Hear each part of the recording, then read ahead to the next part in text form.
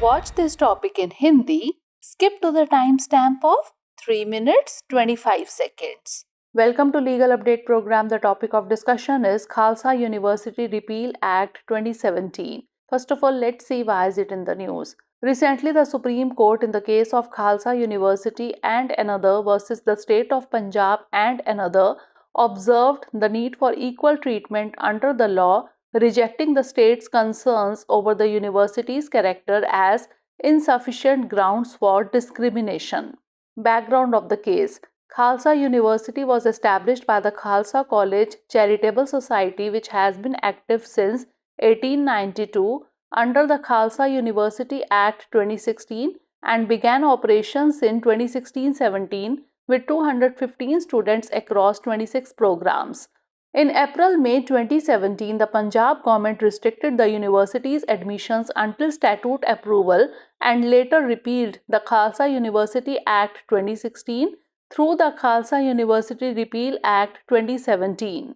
The university and society challenged the restrictions, the repeal ordinance, and the Repeal Act itself in the Punjab and Haryana High Court, which dismissed the petition. The case was appealed to the Supreme Court, questioning the constitutionality of the Repeal Act under Article 14 of the Constitution.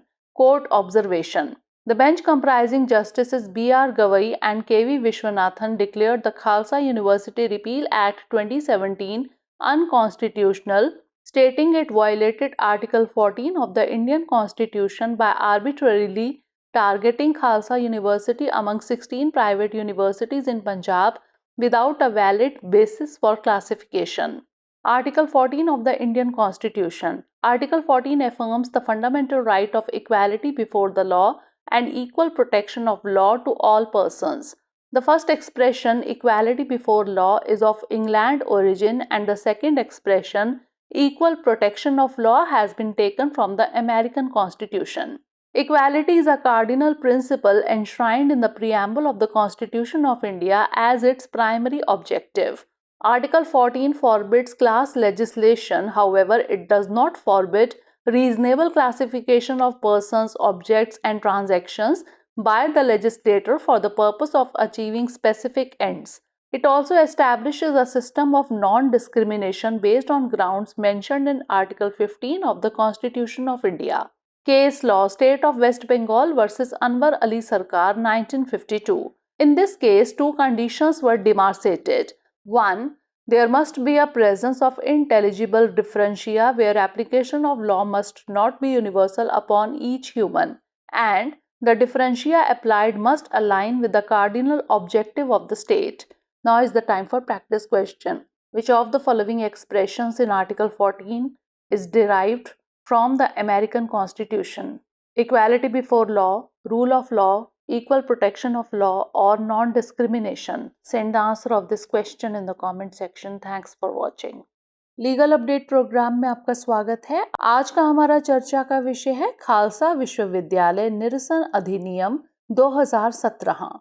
सबसे पहले जान लेते हैं कि यह चर्चा में क्यों है। हाल ही में खालसा विश्वविद्यालय एवं अन्य बनाम पंजाब राज्य एवं अन्य के मामले में सर्वोच्च न्यायालय ने कानून के तहत समान व्यवहार की आवश्यकता पर बल दिया और विश्वविद्यालय के चरित्र पर राज्य की चिंताओं को भेदभाव के लिए अपर्याप्त आधार मानते हुए खारिज कर दिया। मामले की पृष्ठभूमि पे एक नजर डाल लेते हैं। खालसा विश्वविद्यालय की स्थापना खालसा कॉलेज चैरिटेबल सोसाइटी द्वारा की गई थी, जो खालसा विश्वविद्यालय अधिनियम 2016 के तहत 1892 से सक्रिय है और 26 कार्यक्रमों में 215 छात्रों के साथ 2016-17 में इसका संचालन शुरू हुआ। अप्रैल-मई 2017 में पंजाब सरकार ने विश्वविद्यालय में प्रवेश को वैधानिक अनुमोदन तक प्रतिबंधित कर दिया और बाद में खालसा विश्वविद्यालय निरसन अधिनियम 2017 के माध्यम से खालसा विश्वविद्यालय अधिनियम 2016 को निरस्त कर दिया। विश्वविद्यालय और सोसाइटी ने प्रतिबंधों, निरसन अध्यादेश और निरसन अधिनियम को पंजाब एवं हरियाणा उच्च न्यायालय में चुनौती दी, जिसने याचिका खारिज कर दी। संविधान के अनुच्छेद 14 के तहत निरसन अधिनियम की संवैधानिकता पर सवाल उठाते हुए इस मामले की अपील सर्वोच्च न्यायालय में की गई।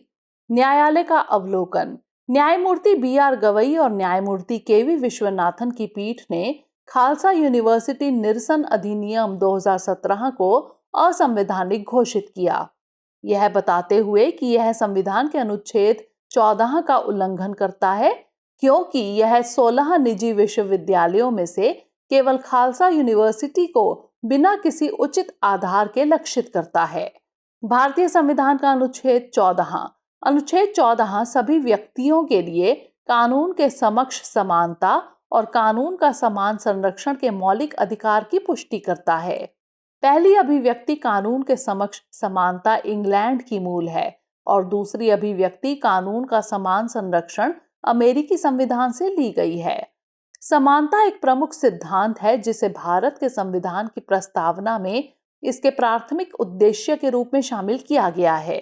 अनुच्छेद 14 वर्ग विधान यानी क्लास लेजिस्लेशन को प्रतिबंधित करता है, लेकिन यह विशिष्ट उद्देश्यों को प्राप्त करने के लिए विधायिका द्वारा व्यक्तियों, वस्तुओं और लेन देन का उचित वर्गीकरण यानी रीजनेबल क्लासिफिकेशन करने से नहीं रोकता है।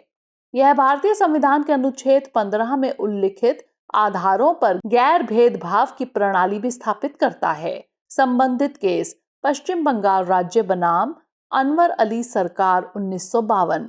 इस मामले में 2 शर्तें निर्धारित की गई। पहला, वहां स्पष्ट भिन्नता की उपस्थिति होनी चाहिए जहां कानून का अनुप्रयोग प्रत्येक मनुष्य पर सार्वभौमिक नहीं होना चाहिए। लागू की गई भिन्नता राज्य के प्रमुख उद्देश्य के अनुरूप होने चाहिए। आइए नोट कर लेते हैं अभ्यास प्रश्न।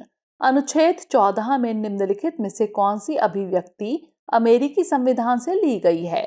कानून के समक्ष समानता, कानून का शासन, कानून का समान संरक्षण या फिर गैर भेदभाव? इसका उत्तर हमें कमेंट सेक्शन में जरूर भेजिएगा। धन्यवाद।